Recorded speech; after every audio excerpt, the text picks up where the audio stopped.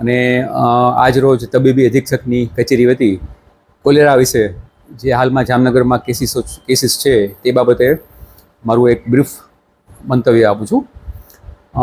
ગયા મહિને 14 તારીખે પહેલો કેસ કોલેરાનો જામનગરમાં છે એ ડાયગ્નોસ થયો અને ત્યારબાદ ગુજરાતના 6-7 અલગ અલગ ડિસ્ટ્રિક્ટમાં હાલમાં કોલેરાના કેસીસ સ્ટાર્ટ થયા છે અને જામનગરમાં પણ અત્યાર સુધી એવા જામનગર કોર્પોરેશનના 6 કેસીસ નોંધાણા છે.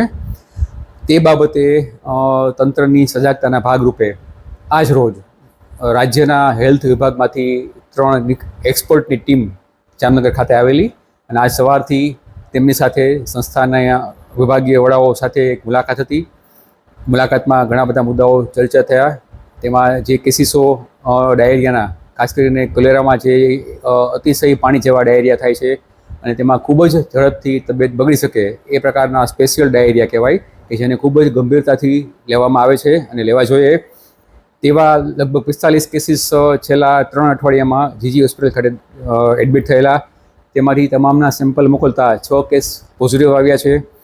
એમાંથી 4 એડલ્ટ અને 2 બાળકો.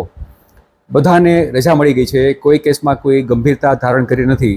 પરંતુ આ કેસીસ જે મેં કહ્યું એ પ્રમાણે ખૂબ જ ઝડપી બગાડ થઈ શકે તેમ હોવાથી અને તે પાણીજન્ય બીમારી હોવાથી અને બરફની આઇટમ છે, દૂધની આઇટમ છે, ગોલા ગુલ્ફી છે અને માખીનો ઉપદ્રવ હોય એવા એરિયામાં આ કોલેરા ઝડપથી પ્રસરતો હોવાથી અને ખાસ કરીને જે સેવેજ એટલે કે ગંદુ પાણી જ્યાં પીવાના પાણી સાથે મિક્સ થાય તેવા કેસીસમાં આ બીમારી થતી હોવાથી એવા એરિયા કે જ્યાં પાણીની શુદ્ધતા ન હોય અને બોરનું પાણી પીવાતું હોય કે જેની હાઇજીન છે એ શંકાસ્પદ હોય એવા કેસમાં પાણીને ક્લોરિનેટ થયેલું હોય અથવા પાણી ઉકાળેલું હોય એવું સ્વચ્છ અને હાઇજીન પાણી પીવું જોઈએ એવી મારી અપીલ છે.